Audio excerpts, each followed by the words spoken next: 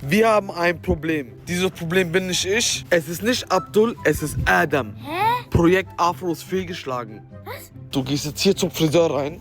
Bitte, ich will nicht meine Haare schneiden. Das sieht ungepflegt aus. Aber die hat gesagt, sie liebt lange Haare. Ich gebe dir 50 Euro, wenn du einen Buzzcut machst. Sag, Wallah. Wallah, 50 Euro für Buzzcut. Adam, stellt euch mal vor, Adam und Buzzcut. Ich will 10 Euro, ich mach Buzzcut. Wer bist du? Geh, du bist dran. Setz dich ein, schnell. Der hat einen Kindersitz. Low taper oder low fade? Low Fade. Low fade. Genau. Oben lassen. Oben lassen, ja. Dass er so Haare ein bisschen spielen kann. Oder? Ja. Leute, soll ich euch ja was sagen? Immer wenn meine Haare abgehen, fühle ich mich so, dass ein Stück von meinem Herz weggeht.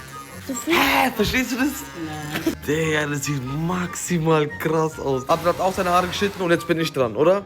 Ja. Jetzt gebt euch einfach bitte nur Adam. Boah, was hast du gemacht? Einfach ein ganz anderer Mensch.